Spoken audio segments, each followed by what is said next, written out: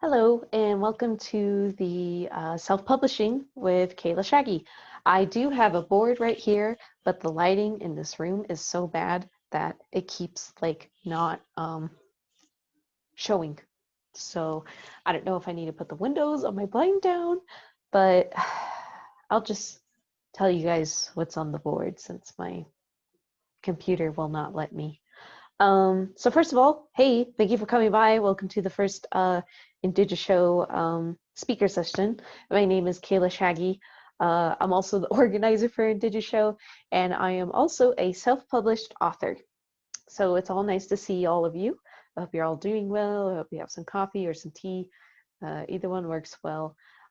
So yeah, I'll just be talking about self-publishing.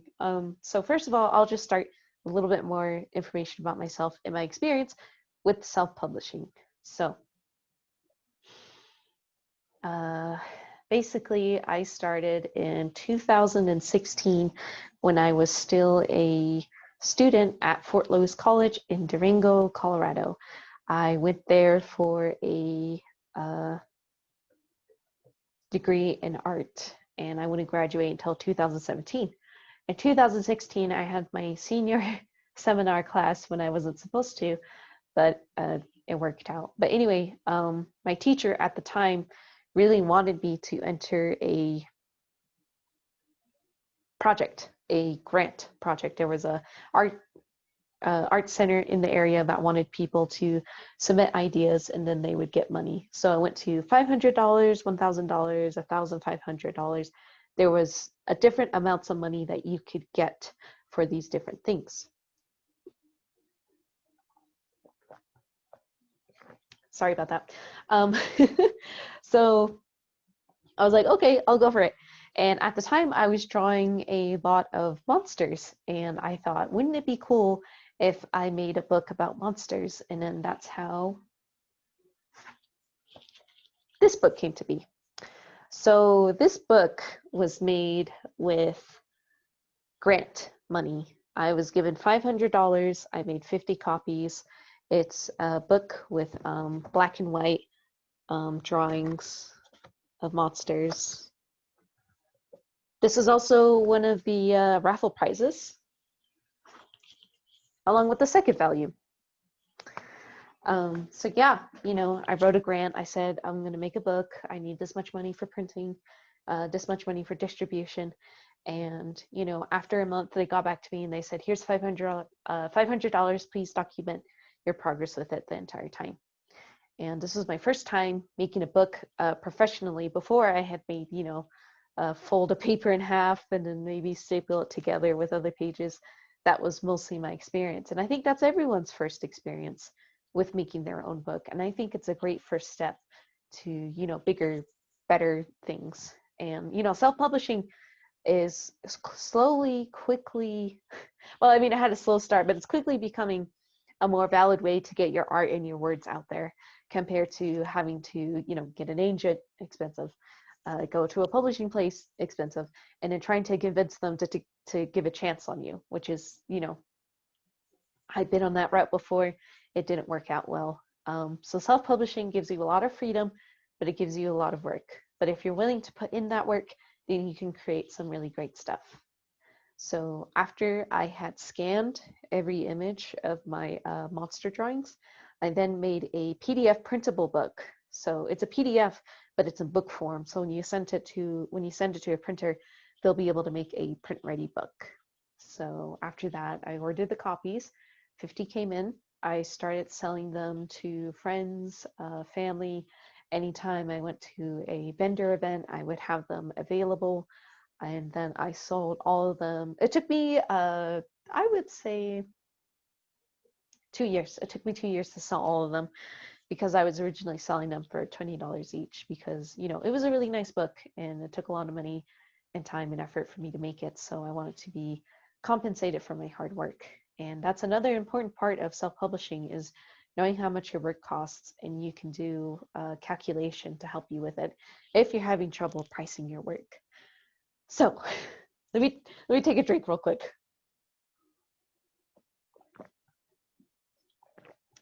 Thank you. So if you can see on the board, let's not put my hand there. Yes, okay. It's not loading. There it is. Okay, so first step of self-publishing is an idea. With me, it was the monstrous scene. And, you know, it was like, what exactly do I want? Do I want it to be in black and white? Do I want it to be color? How many pages do I want? What will the cover look like? What kind of binding do I want? You know, but I would say that's step two, the production. Step one idea is just like, you can make zines about almost anything. Mine was about monsters, or you know, the comic book I would later make, it was about you know, I'm right in front of it, so I'm gonna scoot back. um, so you know, these are like all the works that I've made so far, and then these two up here are actually a painting and a drawing that I made. You know, so self-publishing can also, I think, go to like making your own prints and making your own posters. Like the painting is original, but the drawing is a copy that I got from a printing company. So you can also make posters, you know. I would say self-publishing is not limited to writing. I would say it would go into art as well. But those are the works that I made so far on the table right here. So for the idea, you know, just do I want words? Do I want pictures? What kind of vision do you want to get across? Is it a zine? Is it a comic? Is it a book? Or is it something that's a combination of, you know, all of them? You know, there's really no limit to when you're making your own content, you know, it's just dependent on what you want to do with your work. So we go into step two, which is production, which would say so if the lighting in here and my camera wasn't so bad. Um, that's when we go into how many copies do you want? How many pages? What does your cover look like? Is it black ink or color ink? Is it, you know, what kind of paper are you going to use? If you're working with a really good printing company, and there's so many out there. When I first started with Monster Scene, I used Blurb, and I will write that in the comments. I used to use Blurb, and then Blurb has this free to use program called Bookwrite. I think that's what it's called. And you can use that to create your PDFs and your book layout. And yeah, they charge you $5 for a PDF, but you can use that PDF for anything afterwards. You could sell it as a digital comic on a website and people download it instead of, you know, having to read a print version, or you could send it to a printer to make a print version. But after a while, you know, Blurb got too expensive for me, so I had to use a different printer. And printing costs, you could do offset printing, online printing, or your own printing. And so for my comics, I currently use a company that's native owned called Tribal Print Source, and they're based in California. And you know, I really like their work. They get the they get the color schemes down pretty well. You know, it's pretty close to what I had envisioned in the original drawings. Or you can do one where it's your own printing by hand. This is 311 by 8.5 inches sheets of paper. So three legal size papers that were then folded in half, and then you can see it right here, or not, they're staples. So these are made by me. I went to the printer. You could go to somewhere like Staples. You know, if it's a black and white comic, it's pretty easy to make. And then, you know, fold them and then you staple them. That's how Catwitch and the sequel comic were made. They were kind of made similar ways. Like, you know, these ones are obviously thicker. Oh my God, the camera is so bad. The lighting is so bad. Try the lamp and turn off the overhead. I do have the lamp on. Thank you for the suggestion though. I think the lighting just sucks, but it's okay. It's fine. Anyway, So you could either find an online printer to do the work for you, or you can do the printing yourself at, say, Staples, like most traditional comics used to be done. Most traditional comics and zines used to be done.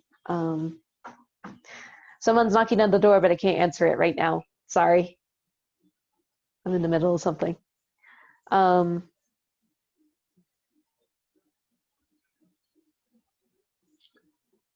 I got distracted, sorry.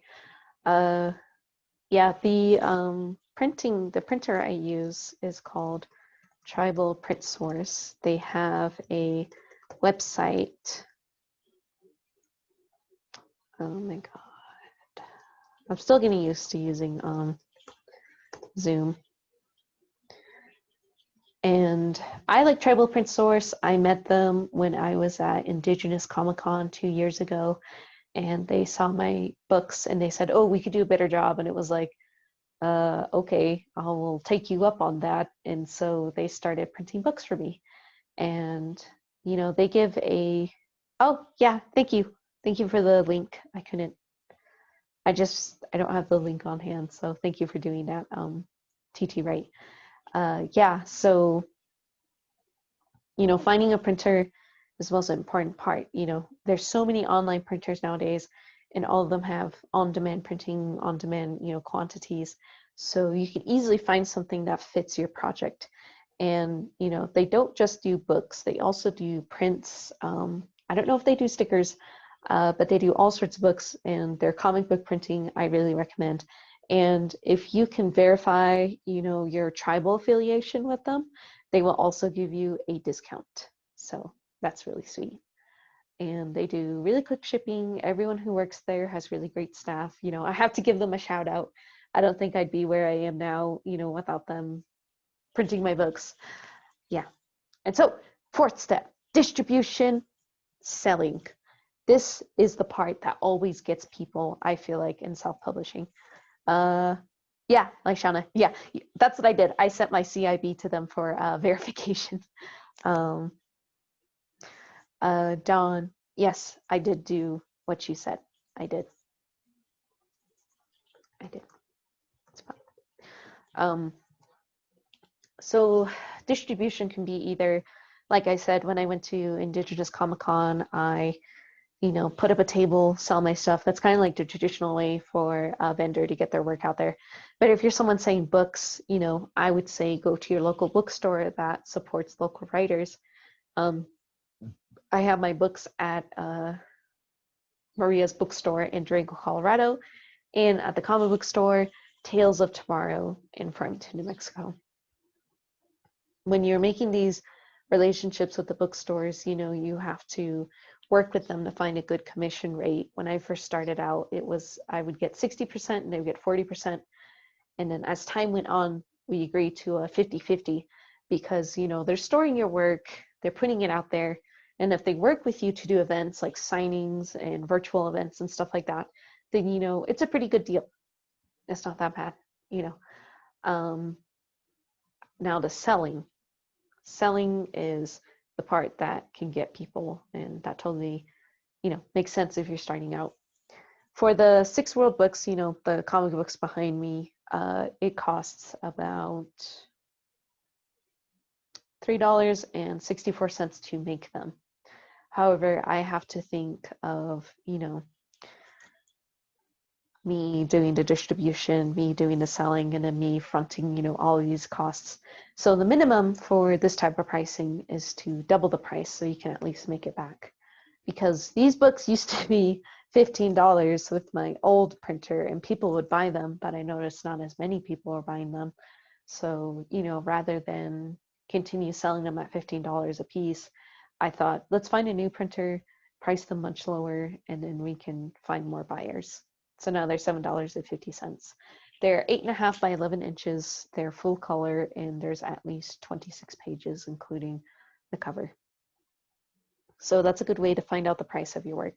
For the ones that I did at the printer, like at Staples by myself, where I, you know, fold them and then staple them myself, those ones are usually under like $5 because I can pay like, you know, 20 cents for a page for doing them at the copy machine. So I tried to price them a little bit lower, you know. And if you were to say maybe do like a hardback book or like a book, you know, I would say definitely the prices will go much higher. You know, I would say the most important thing is to never underprice yourself unless you're doing like a special event and you want to do coupons for people, or, you know, you want to do combo deals and stuff like that. Like I may do a combo deal where you could get all three of my current combo books for $20 instead of $22.50. You know, like just those little price changes can make people want to invest and want to buy your work.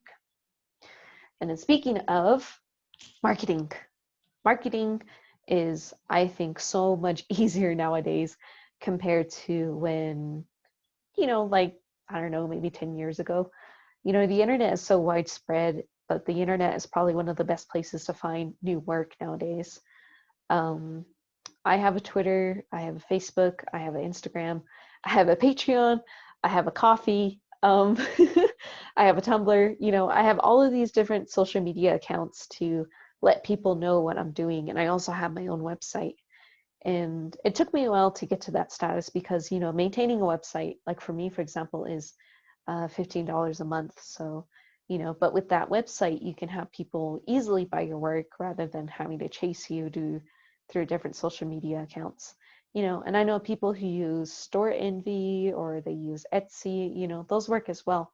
Just having that one like hub where people can find your work is probably the best place. And in marketing too, you know, like I would say Instagram really helps a lot with drumming up interest, posting sneak previews of your work, saying that you're gonna do, you know, this or that, or you're doing a giveaway. People who may not know your work will always, like, you know, their ears will perk up at the sound of, oh, free stuff, you know. But I try to limit my giveaways to maybe once every 3 months. Yeah, if you can afford it, you know. And I also do stickers. I also do bookmarks. I didn't bring them with me today, but, you know, you could certainly do all of those things. And it will definitely come in handy as you go on doing different things.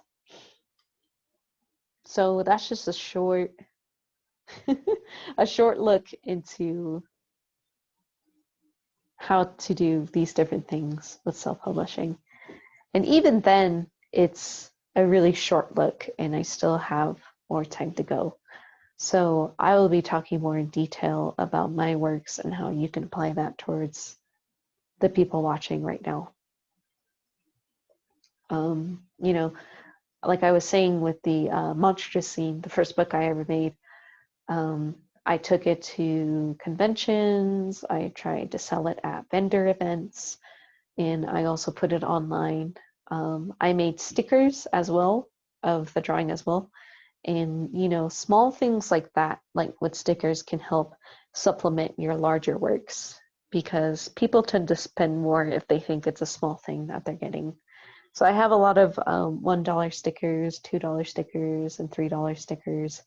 And, you know, I have my bookmarks as well. I'm not saying it's the only way, but it's a good way to help spread your store. And, you know, designing a lot of it takes a lot of work. And, you know, one of my regrets from going to art school is that I didn't take a digital art class. I feel like it would have helped me a lot. So a lot of the things I've learned since, you know, 2016 were mostly through trial and error and personal experiences. And I think another thing too is to look at other people's works, you know, like, why does this jump out to me? Why do I want to buy this? You know, you look at other people's stuff, you see what you like, and you can apply it in your own work. And I don't mean like plagiarism or stealing stuff, you know. I mean, like, why do I like this work so much? Why does it appeal to me? You know, I don't want to say that, you know, doing work and selling your work is like a competitive thing, because I want to believe that everyone, you know, is working together to do these things. So, you know, I think it's great when I can meet other like-minded people, other like-minded self-publishers, because we can all like switch ideas, talk about our personal experiences, you know, and it just really helps towards, you know, improving our work as we go on.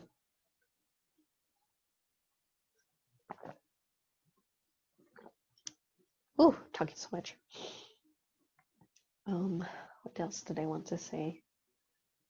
I did kind of breeze through these really quickly, but I can go through them more in detail. Oh, what's this say, Laishana? So you mean like getting inspired by their creativity in design? Yes. For me, I get really inspired by comic books from other countries because I feel like when people think comics, they tend to think superhero comics, American comics, Marvel, DC, which is fine, you know, but there's so much more work out there that goes beyond those genres and, you know, beyond those conventions that you usually think of when you think of comic books. Um, you know, like I recently just read a comic called Uncomfortably Happy, and it's by a Korean artist, and it's manhwa. That's the term for Korean comics. And the way that the panels were set up were like, you know, traditional comics, like panel 1, panel 2. Actually, I have this big board right here. I could draw on it. I'm connected to the computer, so I'm gonna, well, I think it's fine. Yeah, it's fine. So I'm gonna unplug real quick. I left my markers back here.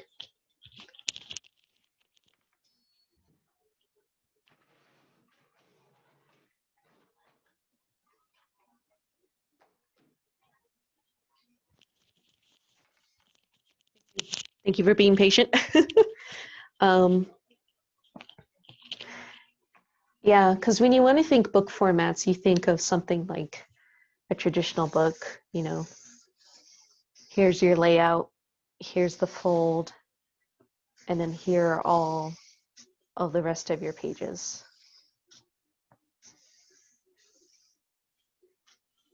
And if you wanted to say, you guys can't even see it. Now you can, if I put my hand here. You know, you have the layout, you have, I really wanted to use this board and I can't because the lighting sucks.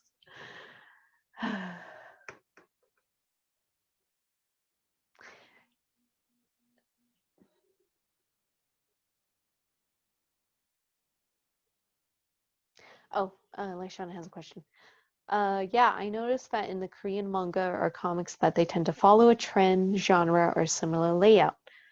What was your inspiration? Maybe move the board the other way. Like, like this. You know, let me turn the lamp off and see what happens. The door's locked! Give me a second. What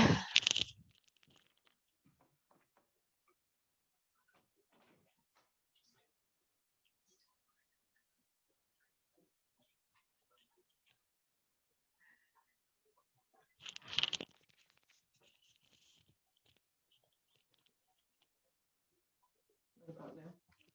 It's still not showing. What's not showing? The board. You know, it's fine. Just turn the lamp on. I'll just. What about the overhead light? It could just make it worse, but I can see. Just try. No, it's fine. Okay.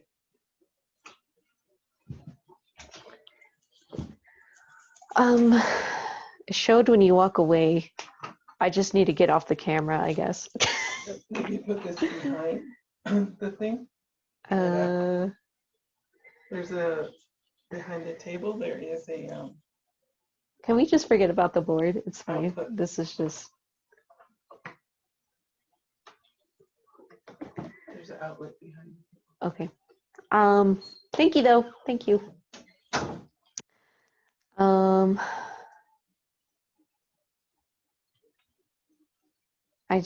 I'm so disappointed, but it's fine. It's fine. I just want to get back on board because if I keep having to get distracted by the board, I'm gonna get, you know, it's not what I want for the presentation. I'll just have to figure this out in the future when I'm not like still not working. I'll just answer Laishana's question real quick. What was your inspiration? A lot of my inspiration comes from media, not just American Western media, but that is so distracting. Oh my god. Maybe if I stand like right in front of it, that's not as bad. Okay. Yeah, a lot of my inspiration comes from movies, comics, and just like stuff I read from other people. Um, and I think an important question of whenever you're making stuff is like, um, what vision do you want conveyed? Is there a message, or do you just want to create like a world and have people explore it? You know, I feel like my work can be a mix of all those things. And kind of like what you said about the trends and the trends going on. Let me scroll back. Genres and similar layout. I think with those type of things, it's like I'll use Watchmen as an example, and I'm going to draw on the board again, and it's still not going to work, but it's fine. Watchmen kind of follows a strict panel shape where it's the 3 by 3, kind of like someone drew a grid. There's 9 panels.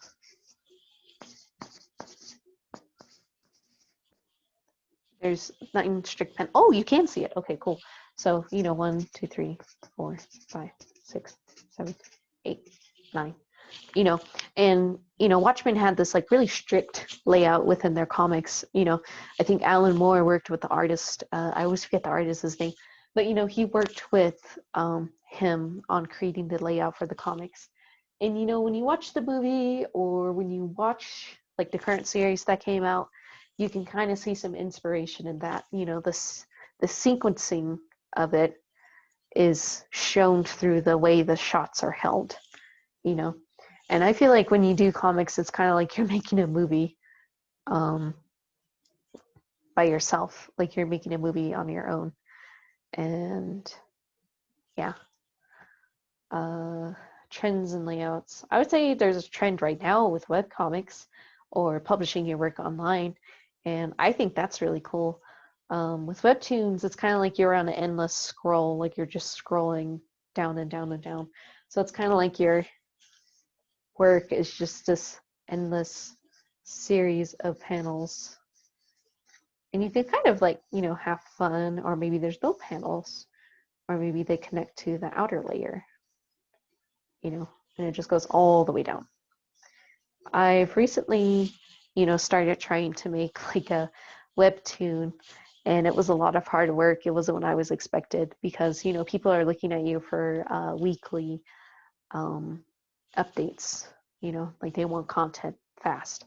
And on webtoons, when you reach a certain level, if you have a certain number of subscribers and stuff like that, then you can start getting paid for it. You can start releasing comics ahead of time, and people can read them early if they put in coins, but the coins have to be bought with money. So, it's not just print. I think a lot of people who are getting into the creative arts also have to look digitally as well. And a lot of my comics are available digitally as well, and that was through making them as PDFs. It's just that your buyers have to have a lot of space when they download your work. That's the only thing.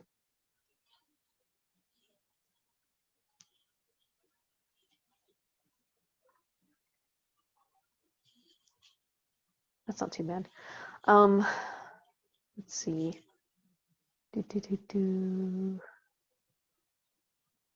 Thank you guys for the suggestion with the board. Oh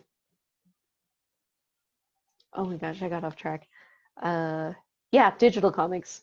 Sorry that this is all over the place. I'm trying to be. Oh, Lashana has another question. Are those websites good to get funded or supported because you buy the coins, and is it a way to support comic artists? Yes, because I feel like within a lot of comics nowadays, like say you see a comic on Facebook, and once again, going back to the marketing and social media, it's like you could go viral, but maybe someone like copied your work and then pasted it on their profile, and then they say something like, oh, credit to the artist.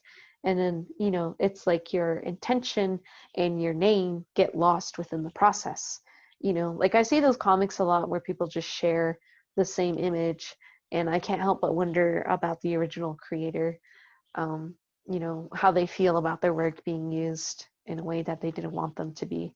And, they don't get compensated. It's like, oh, you got exposure, but exposure doesn't pay food on the table, like attribute people's works when you see it. Try to find the artist or the writer and put it on, your post if you must make a post, or just reblog or share the original drawing, the original post. you know. I would say Webtoon would be a good place to break into. You just have to stick to that weekly schedule, make content, maybe make a public Twitter, like it's a lot of engagement. And for a lot of like self-published artists, you are literally just one team working on everything. Like when I make the Six World comics, it's me doing the penciling, it's me doing the inking, the coloring, the lettering, editing, the scanning, the putting it into a PDF, printing it, distributing it, and selling it. It's like I'm doing the work that, say, using Marvel as an example, they usually have like 10 people working on each comic book. For me, it's just one person. And, I would say for myself, I always want to improve. I don't think my comics are at the quality standard that I would want them to be at. I would like to be bit higher, more improved. Recently I made my own digital font, so when I type, it's my handwriting, but I don't have to worry about being consistent. I can just type it in the word bubbles, and that cuts down on so much time rather than me writing out in each individual word and letter with a pen. So yeah. The board looks funny out of context. And you don't have to work by yourself. You can find like collaborative people to work with. Like, for example, zines right now are a really big thing. And I think that's cool because I'm working on a zine right now. And I would say there's maybe 15 people working on it. So I thought that was cool. Oh, what program did you use to make your own font? I would love to look into that. I think it was called Calligrapher.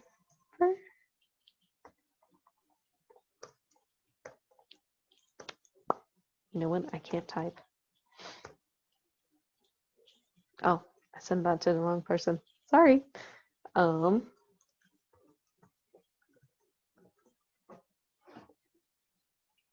yeah, so what you do is like they give you like a PDF, and then you go on like your digital account on your digital art program. You just write out like every letter and then use and put it into the website. The website looks at that page and kind of scans it after you upload, and then you create your own font. And I know it works with Windows and Mac, the calligrapher, and it's free to use for the first font. After that, you get charged for the other fonts. But I really like it. I'm using it for my webtoon at the moment, which I should write down here, which I should write in chat. I have a webtoon called My Friends Ducko, and it's free to read. Oh, hi, Shauna. So it's good and bad at the same time. Just some people like to read the free uploads. So is this a way of you testing the waters of uploading on the website or app?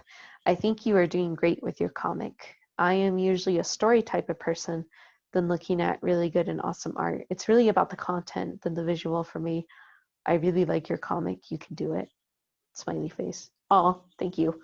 Um, yeah, like I think with going digital, it's like a real risk. Like I said before, people can just take your art and steal it, and then take all the notes, all the likes, all the hearts that you worked for. They can just take it just by copying your picture and then putting it on their own profile. Um, and like Lashana said, some people just want to read the free stuff. Um, I know that I'll try to give maybe 5-page previews of my comic, and people will be like, oh, where's it? It's like, where's the rest? You can buy it. You can buy the rest and read the rest if you want. you know, like those 5 pages of work took maybe 2 weeks to do. And that's the thing about comics or just media in general, music, movies. Something that took like months to make just gets consumed within a matter of minutes, you know. But that's the exciting thing about it, though. I think when you make work, whether it's a physical work or a digital work, you can just show it to someone and tell them, like, hey, I made this, and you can share it with people, you can work with other people, and it helps you find work in a way that people can see your work. Yeah. I forgot what to put on this.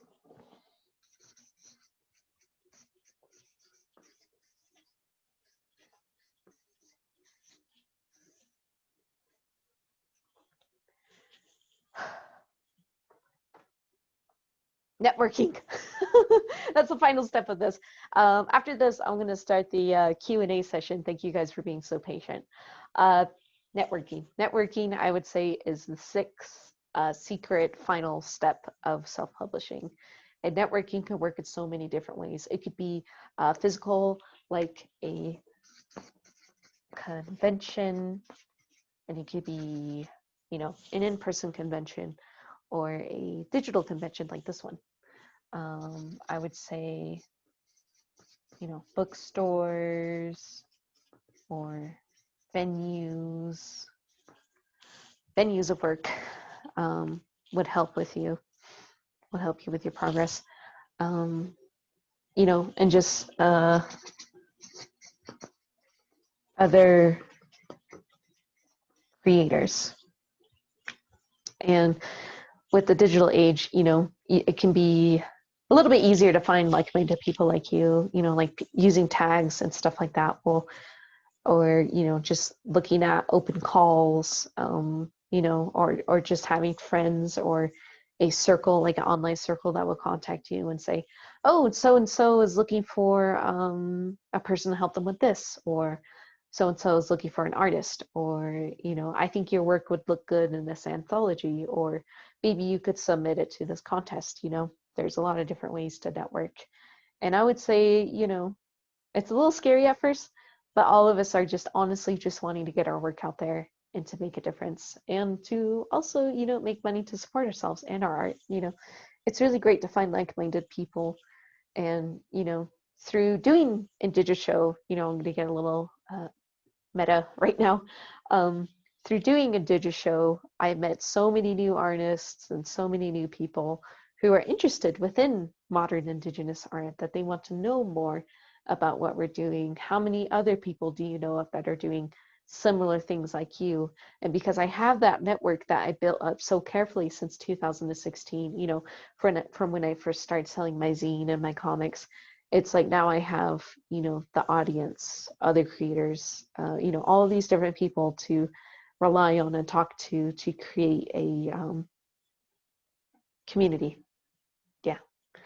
So networking will really help you out with the other things too. I can recommend Tribal Print Source to help people with printing, or I can recommend online printers or online sites to help you create your work, or I can list examples of work that I enjoy so you can get inspired to make your own work. And, I'm not getting into like the super technical part of it because I know everyone has their own approach to things. I'm just listing examples that people can do. So with that said, we can move into the Q&A, and thank you all for sticking with me through the board chaos. Thank you for people that were trying to help. I really appreciate it. Like my mom, thank you. Thank you, Mom, for trying to help. I just, sometimes I just get a little like, been working the past 2 months on this project. I got a little frantic. Thank you for the fun topic and inspiration. Smile. You're welcome. I really want to start helping people get into making their own media.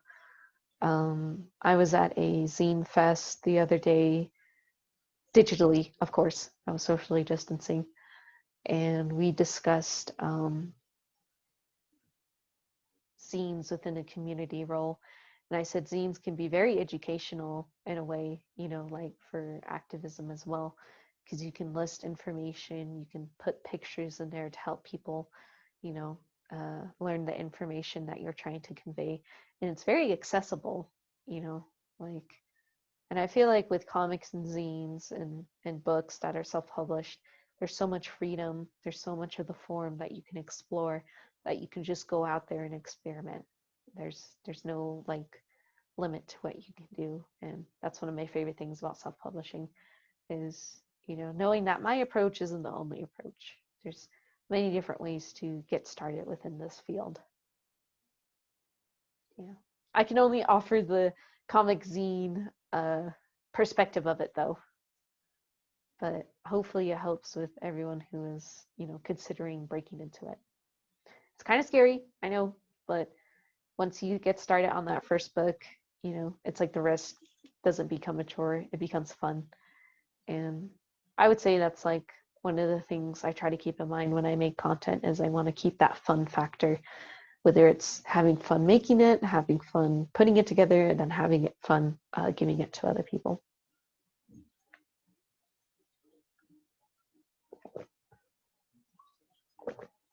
But yeah, if you have any more questions, please go ahead. I'm going to be looking at my board. It's so shiny. Kind of want to draw more comic panels on it.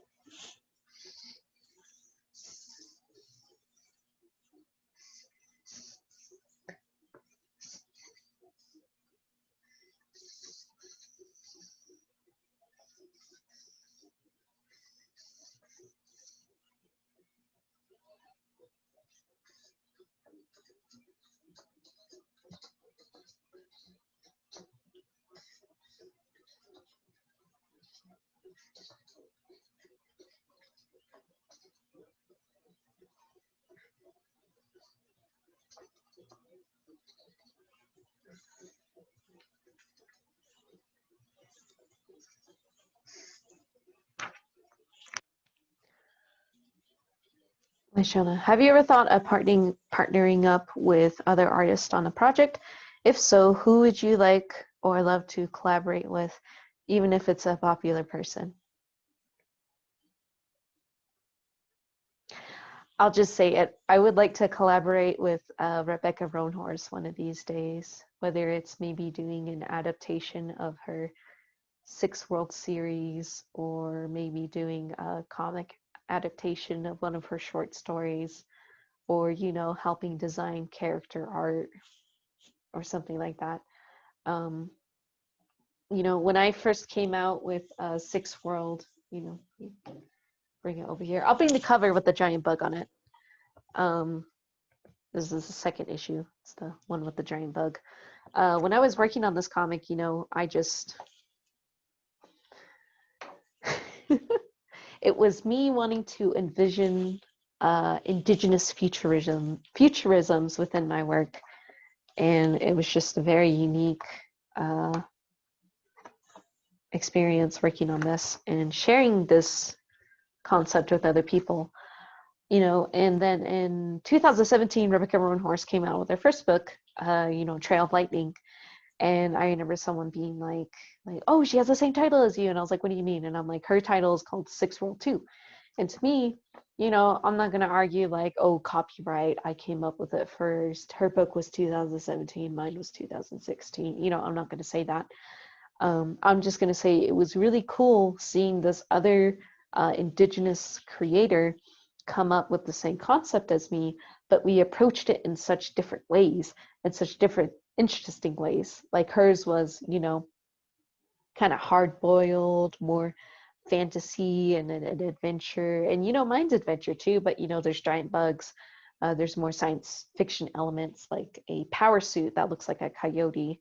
And, you know, they're in Mars instead of being on Earth. Like to me, I thought Six World, you know, they go to space and then Mars is here as a viable place to create a colony.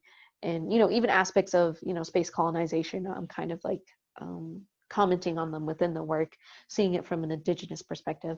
So, you know, it was just really great to see Rebecca Roanhorse's work and to see her approach it in such a different way that it makes me want to work with her and see what we can come up together And I think that would be very interesting because we're both, you know, such avid sci-fi fans, and we both created science fiction worlds with called The Sixth World. So yeah. And if you're interested in Rebecca Roanhorse's work, we are offering her first 2 novels in that series in our raffle ticket prizes. It's $1. I think it's $2 to enter the raffle for her prize. So if you want to do that, go to the Indigi-Show and go to the store to buy a raffle ticket. That was a really long answer. Thank you for sticking with me, Shauna. And my comic books and my zine are also available as prizes as well. So if you want to get into that, you can certainly do that. Enoch, what do you recommend for people to help build their audiences on the different social media platforms?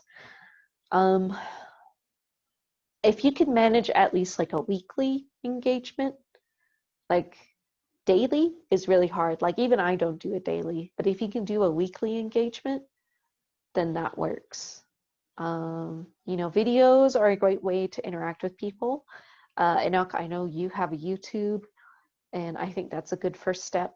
You know, making announcements, even if it's just a simple like space background with words on it saying like, oh, I'm going to make a video about this, or oh, I'm going to be doing a live stream like this, or oh, I'm going to be at this event, you know, like on Instagram or Facebook. I know Instagram and Facebook and Twitter are like the big three to, you know, work on, to be involved with the local and creative community and wider community as well. You know, just try to make posts every week, and if you or every 3 days or something like that, or, you know, talking to people or giving them the chance to remark on things. For me, I'll do giveaways like, oh, I'm giving away this. You just have to follow me and retweet this post, and then you get a chance to enter.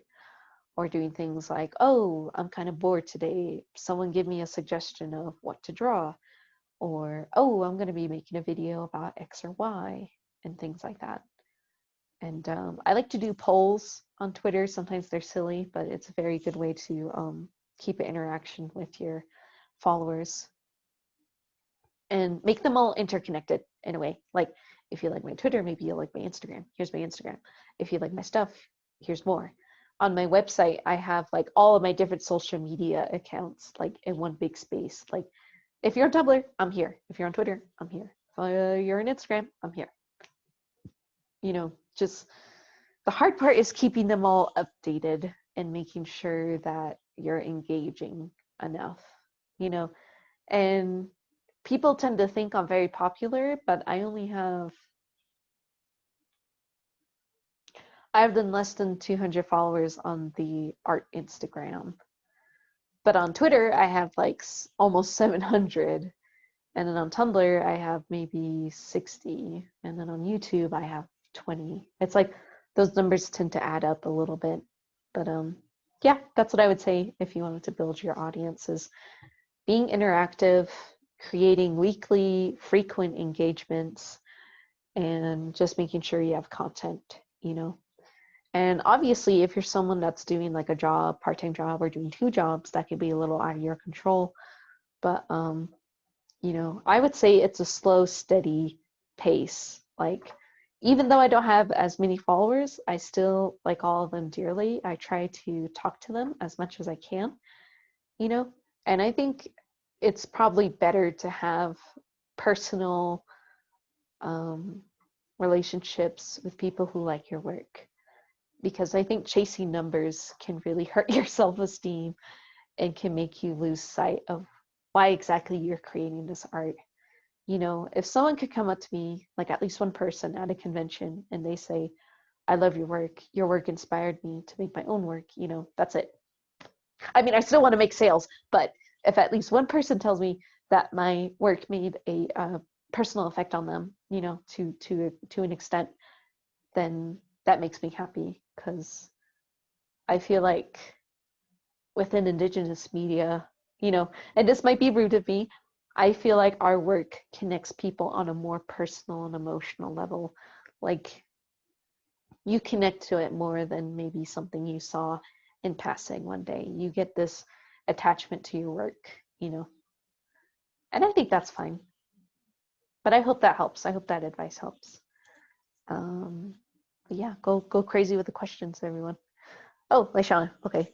Do you think it is hard to reach a wide, broad audience that are not familiar with Native culture and the artistry world? Yes, I think it is hard. Because even if I'm known within, like, say, the indigenous comic book world, and even then I'm like kind of tiny compared to other big name people, um, it's that much harder to get known within the wider community. And that was one of my inspirations for creating Indigi-Show. I wanted to create this type of hub, this type of, community that indigenous and non-indigenous people can interact with, because it's really hard to break into non-indigenous media if people are not familiar with us. But I would say, efforts like mine and efforts from other people are slowly making their way. Like you see newspapers saying, here are indigenous artists you never heard of, or here's some indigenous comics, or indigenous animation. You know, I think we're slowly breaking into mainstream media. It's definitely going to take a while, and it is hard, but I think it's improving. I really think it does. Like an event being funded, like crowdfunded like this one, just shows that people do have an interest for it, and we just need to keep working towards it. Oh, take a quick drink.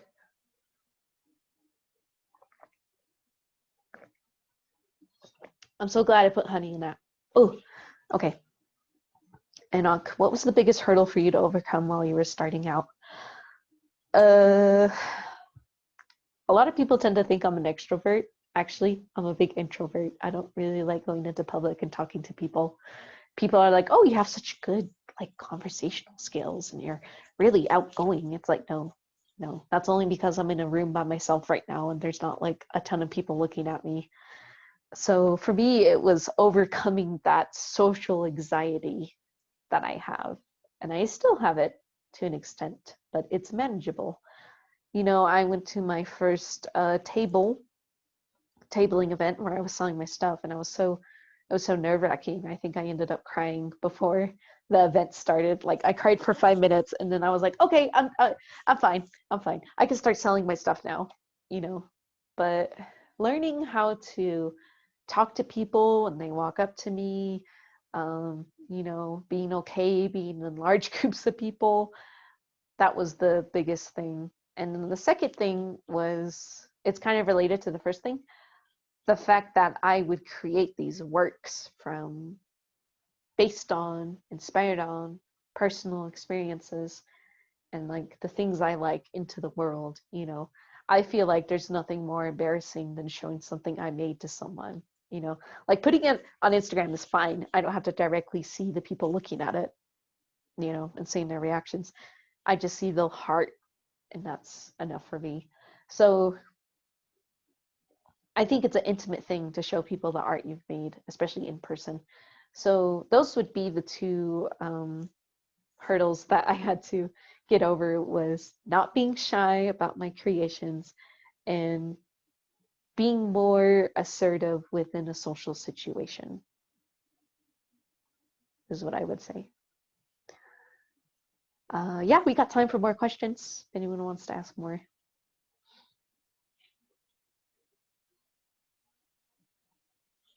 I'm going to add social media on this.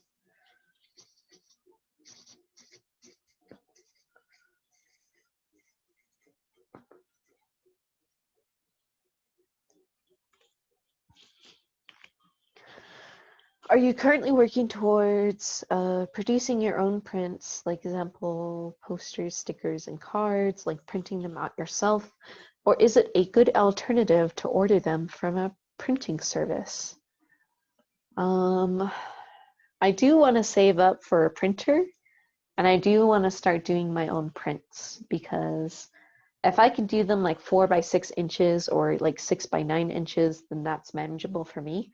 Because in my experience, when you're trying to do prints like that in local places or online places, it's very unreliable.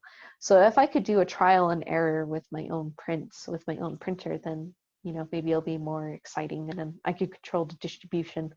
rather than ordering like, oh, here's 50 prints. You're only going to sell maybe 20 of them over the next 2 years, which has happened. I still have a backload of prints I'm trying to sell, which are available on my store. I'm gonna plug myself in this meeting as much as I can.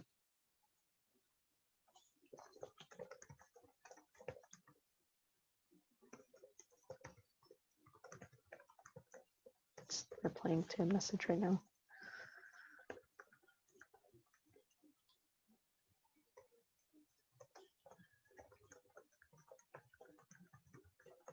There we go. Enoch, what are some frustrations beginning artists will face as they start out? I used to chase numbers when I was on social media. It was like, oh, I got 100. Let's get more, you know? And I would feel resentful of people who had more followers. It's like, oh, my art's better than that. Why do they have 1K? And it's like, well, they probably have more artists because they're not as rude as you. You know, I think another thing too is getting people to take you seriously. Um, you know, like in my experience, because I look so young and the way my voice sounds, a lot of people think like I'm a teenager just starting out. So a lot of men will come up to me and tell me what to do with my art. Like, oh, you should be doing this and that, not that. If you want to be successful, you should listen to me. Oh, I think you should go to this school and do this. You know, I've had a lot of people, you know, tell me how to do my job when I first started out. So getting that respect from other artists in your audience is another frustrating thing. And then I think another frustrating thing is that because of social media and, you know, through networking and meeting other people, you tend to meet other people whose art that you really admire. And for me, I'll be honest, sometimes I'll get frustrated, like their art is so good, I need to get at that level, you know. But I need to realize that we both have different starting places. Maybe mine was like a little earlier than theirs, or maybe theirs was much over here, you know, that kind of thing. So, what's another frustration? You know, when your work is not selling. And that's another thing I wanted to bring up. And I kind of brought it up in the introductions, but there's a lot of indigenous projects that I see that are really cool. Like, for example, uh, Monster Slayer, you know, that short film that was made by Navajo creators, had Navajo actors. It was based on Navajo stories, the Nest stories, I mean. You know, it was a really cool project. It was shown at film festivals all over the place. You know, like people wanted a full movie, people wanted a series, because the original film was only like, I think, under 30 minutes long. And, you know, that project never got off the ground. They had a Kickstarter or a GoFundMe, I don't remember. But I remember looking at it and seeing they had a budget. They were explaining how they were going to use that budget. It never got off the ground. Not enough people funded it for this project to get made. And yet I hear so many things from people over the next years saying, oh, that would have been really good as a series, or why isn't there like a TV series with Indigenous people, or why isn't there more movies about us? You know, it's because people don't financially support them. Indigenous and non-Indigenous people included. Not enough people support these projects. So you see a lot of projects, you see a lot of books, you see a lot of stuff that get made, that get their start, and then they just cancel because the artists, the group, you know, they just didn't get enough support, whether it was financial or physical support. And I personally talked to the casting agent of that project because I was in Durango when they were showing that film, and she was there giving out free stuff, you know, and I had made a drawing and I showed it to her and she really liked it. And she was like, oh, I really wish our project got made, but you know, we had to cancel the GoFundMe because no one contributed money, not enough money. And everyone just lost interest on it. So I'm really out here, but it feels like I'm the only person working on this project. And I'm glad people enjoy it, but I just can't help but think of what more it could have been. And, you know, I think a frustration in, you know, a frustration for many artists is that they don't get that support, whether it's someone going, oh, I like your stuff, or, oh, here's some money to continue your work, you know. It's just this, as soon as that frustration like deepens and deepens, you know, it becomes resentful. It's like, why should I make this art if no one's going to pay me for it? Why should I make it if people are just not even going to care, you know? And I think that's something you need to keep in mind as Indigenous modern art is growing and growing. And that ended up being a really extended answer, so I'll move on to the next question if there is one. Oh, nice, Shauna. I'm going to take a drink. That was a really long talk.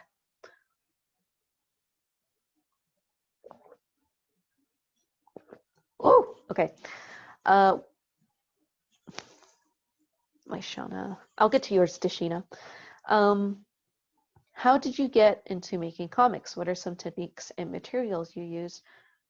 How did I get into making comics? I've been making comics since I was a child. I first started, like, I would say in third grade. I started making comics written with pencil and marker, and then they were drawn on notebook paper because my writing would, you know, like you could see right now, my writing kind of goes off the rails sometimes. But I would have the lined paper, so it was easier to write the word bubbles. And professionally would probably be early 2017, or no, 2016 when I came out with the first Six World book, or some techniques and materials. My techniques are based on a lot of different things. Like, you know, I just said I like to read Watchmen. I like to read manhwa, you know, and I like to read manga, Japanese comics. And I just read so many comics. If I was in my room right now, I could like move the camera and show you like the huge bookcase full of comic books. So I tend to look at different techniques from different styles and different stuff. Um, you know, sometimes I'll do sequential, like right here, you can see the door is opening, and then you can see her like moving closer to it. So something more sequential like that, where movement is based on from panel to panel. Um, trying to look for more examples. This is something I'm really well known for, is using my nose. Lots of hatch marking, lots of hatch making. I like to convey shape and tone by using different types of mark making. So you can see there's a lot of like hatch marking, lots of different little lines going all over the place. This comic was originally just going to be it was originally going just to be black and white, but I thought it should be color. I thought it should be more interactive. I really like the style of action within manga where they make the panels more diagonal. Like you can tell these ones are not straight down, but I feel like that can convey more motion and more emotion as well. And the giant onomatopoeia to kind of like create that sense of mood, like crash, you know, or like on the back where she's like skidding, it's like skit or skit. I like to use ink, pencil, and markers and coloring pencils. I use whatever I can. Lately, I've gotten into digital comics, so I've been using digital painting, digital coloring as well. What also worked or didn't work for you? Some markers didn't work because you could really tell it was bleeding or it was drying through. Um, you know, color pencils are cool, but when I scan them, it shows the texture, which can be distracting from the final artwork. You know, I used to hand letter my comics, but I stopped because, as you can see, my handwriting's not the best. So using that digital font will probably help in the future. How did you solve the problem and overcome those barriers? I kind of just listen to people. You know, people tend to be very upfront with me with my comic. Sometimes it's really negative. But if they have a constructive criticism, then I'm like, oh, okay. And I always try to go back and look at my own work and be like, how can I make this more legible? How can I make this more readable? How can I make this more evocative? Like the mood wasn't portrayed correctly in the scene. How can I improve that in a later book? How are you able to produce work more quickly and efficiently? Drawing my characters over and over made it much easier to draw them, where I didn't have to keep looking at a reference of them. It's like, oh, I know how to draw this character. Um, experience, I think, too, helps with that. It's like, oh, I already know how to set the panels. I can do that real quick. Or, oh, I know how this character is colored. I can do it really quick. Or, shortcuts, but not wanting to cut people on quality, I think helps with speeding up the process. Do you plan to make the online convention a year thing? Yes. I think I would have to raise more money, yeah, to make it for next year, but I do want to make it a year thing. Okay, Tashina, I'm going to move on to your question. What advice would you give for someone who wants to start selling their art? Make sure you have a good price in mind. This is how I price my art.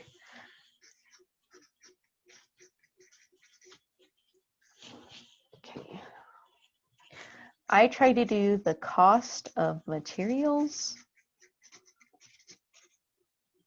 times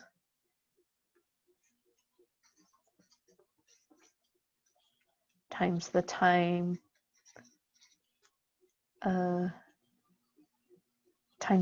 time used. I'll say time done equals the price. If you're in the case of where, like I said earlier, like my comic books, they cost $3.65, then you double it to make sure that you're getting your money's worth. Or double cost of produced work. So say like I did a painting, like that painting up here. How much do the materials cost? The paper probably costed $5. The paints probably a little bit more because they're really nice watercolor paints. I think they were $15, and then overall you get 20. And then it took me like 2.5 hours to make this drawing, so I think it was $50. I'm just using it as an example. I think it took me a little bit longer. But say your materials cost $15 and you make a painting and the painting took 3 hours. So 15 times 3, your painting would be worth $45. And then I would say if you're putting like a frame on it, then you would increase the cost. You would say maybe the frame costs $10, add that to the cost. So now it's like $60. Or no, in this example, it's $55.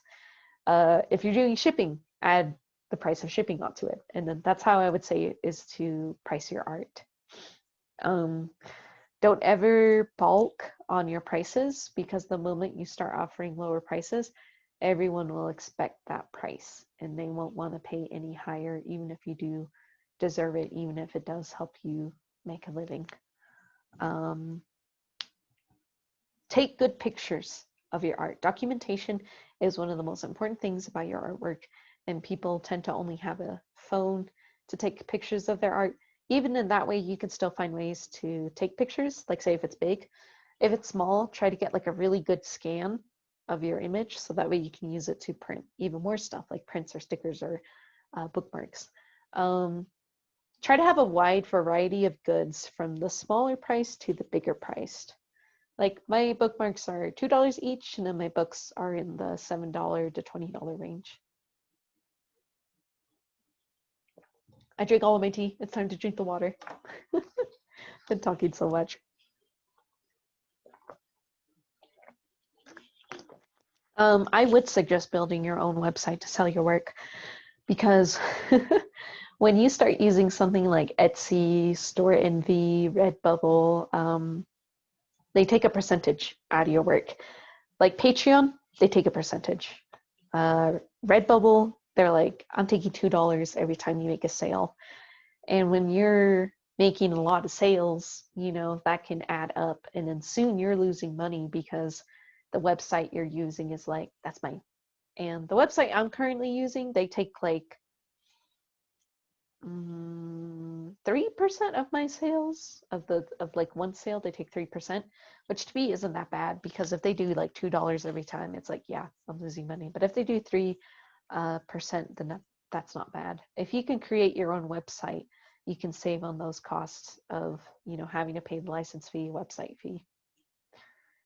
If you are just starting out though, I would say it's okay to be with Store Envy, Redbubble, those type of sites, because you are just starting out.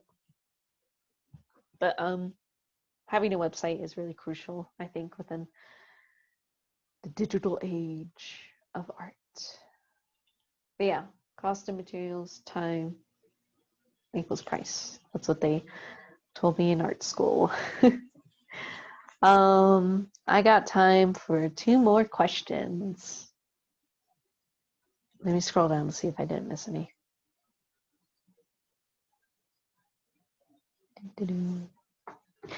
If not, that's okay.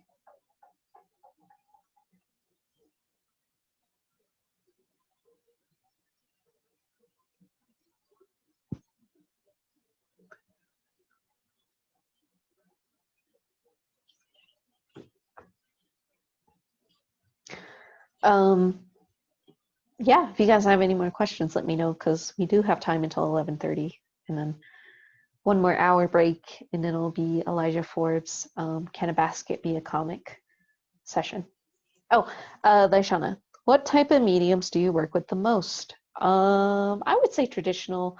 I really like using watercolor. I like using markers, and I really like using ink.